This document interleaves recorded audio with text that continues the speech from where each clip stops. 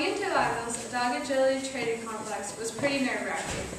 My dog Allie, a Beagle Pomeranian mix, doesn't travel very often, so when she gets the chance to, she tends to not be best behaved.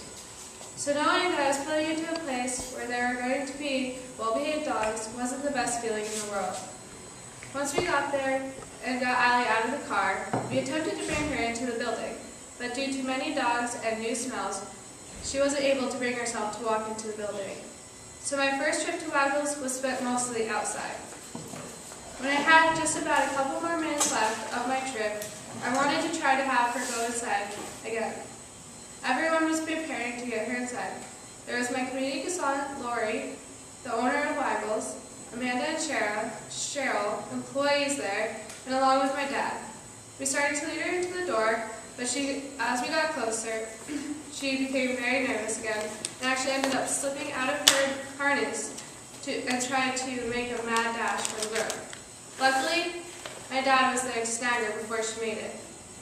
So with that, it was obviously time for me to leave, due to Allie was so scared and I was so embarrassed to even want to go back a second time. And on my way home, I started to think about other ideas of what I could possibly do for my Guide Challenge presentation. But after a couple of email chats with my community consultant, I decided to give it another shot. And that's when I started to do my graduation challenge on dog agility with my own dog, Allie. I've always loved dogs since I was a little girl and loved watching dog shows and still do to this day. So when I got my first dog, Allie, about 6 years ago, I had plans to try to teach her how to be like the dogs on TV. It might have taken me a while to do so, but since I had the opportunity to do this year to choose anything that I wanted to learn about, I thought that it would be the best time to try and turn my energetic dog into an agility pro. Lori, being my community consultant through this whole process, has helped a lot. She has been doing dog agility with her dogs for 15 years now and has owned Waggles for about the same time. She is very experienced and knows what she's doing. Along with Lori, Amanda, and Cheryl, my first day at Waggles became a part of the past. I started my hours in early October at Waggles and also at home practicing. The first step that I had to take was learning how to clicker train my dog. It's when I take a clicker and make sure that when you click it, you get a reaction out of your dog.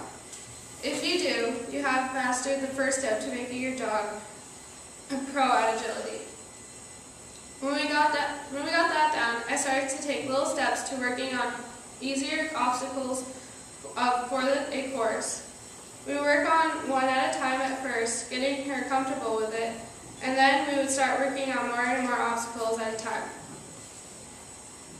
For home, she would send me home with take-home course pieces, or I would make my own, and I would practice with Allie on those ones and make sure that for the next time I showed up at Waggles, she had perfected what I wanted her to do.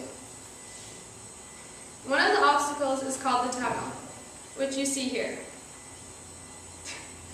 When you have an obstacle like this, it could be very intimidating to a dog who's never seen one before. Just because they have to walk through something once you're kind of in it, you kind of have to go all the way through.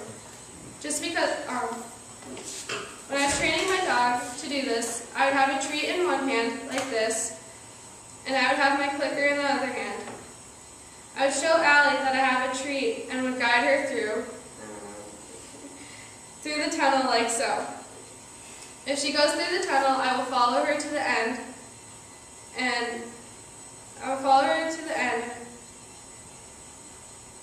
give her the treat. If she doesn't end up making it all the way through and finds herself coming out where she already went through, I'll guide her back through it again. If the treat becomes too distracting, it's best to hide the treat behind your back so they can't see it, and try to guide them through the tunnel without using the treat. If they come out the other end, you can clicker and give them the treat then. This experience has taught me a lot. Before this, I wasn't a very patient person and liked to move things along to get them over with. And once I started it, I couldn't rush teaching my dog certain things in order for her to be safe, and also to make sure she knew how to do it properly as she did. I also feel as if I gained more confidence in myself, and the fact that I could actually teach my dog something like that and her actually being good at it. You can't really learn from watching TV and watching dogs do agility. If you want to teach your dog how to do it, you should have someone who knows what they're doing to help you out. You have to experience the rush of seeing your dog do something right. Due to this project, I myself learned a lot, but the best part was seeing the change in my dog. From the scared, timid dog the first day that I went to Waggles, to a dog who didn't want to leave once she got there, and started to get the obstacles down. You can tell that she was feeling more confident by the fact that she would just start jumping over hurdles without me even telling her to. It was a really great experience for her, and I to bond even more. This was what I was looking for from day one, and I'm glad that I stuck with it in the long run. I unfortunately probably won't be able to stick with it now that it's over. I may keep going with it at home here and there just to keep my dog active and busy.